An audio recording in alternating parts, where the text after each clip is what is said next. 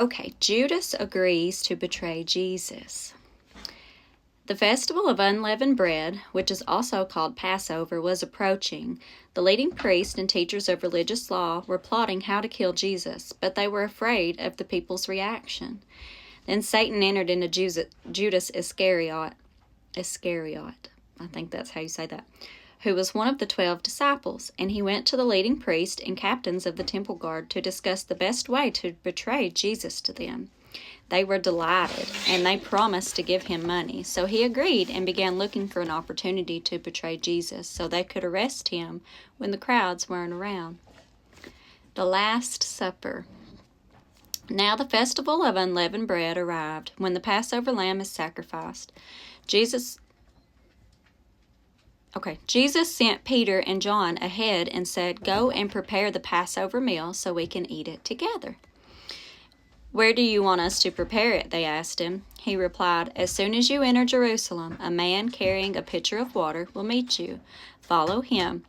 At the house he enters, say to the owner, 'The teacher asks, where is the guest room where I can eat the Passover meal with my disciples?' He will take you upstairs to a large room that is already set up. That is where you should prepare our meal." They went off to the city and found everything just as Jesus had said, and they prepared the Passover meal there. When the time came, Jesus and the apostles sat down together at the table. Jesus said, "I have been very eager to eat this Passover meal with you before my suffering begins. For I tell you now that I won't eat this meal again until its meaning is fulfilled in the kingdom of God." Then he took a cup of wine and gave thanks to God for it, and then he said, "Take this and share it among yourselves, for I will not drink wine again until the kingdom of God has come."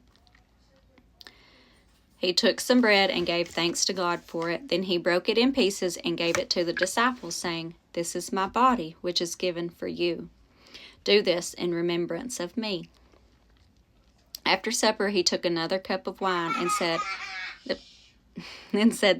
"This cup is the new covenant between God and his people, an agreement confirmed with my blood, which is poured out as a sacrifice for you.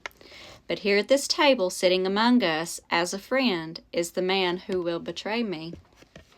For it has been determined that the Son of Man must die. But what sorrow awaits the one who betrays him?" The disciples began to ask each other which of them would ever do such a thing. Then they began to argue among themselves about who would be the greatest among them. Jesus told them, "In this world the kings and great men